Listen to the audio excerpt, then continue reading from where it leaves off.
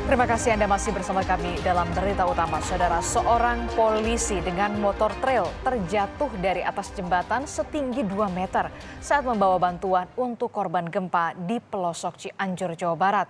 Dengan dibantu polisi lainnya, polisi tersebut tidak putus asa untuk mengirimkan bantuan logistik untuk korban gempa.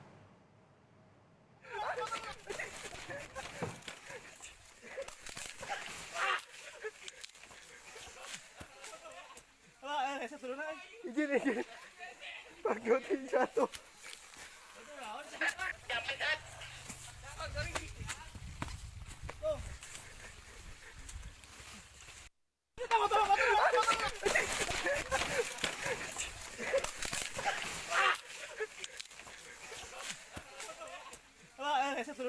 Izin. Pak Joti jatuh.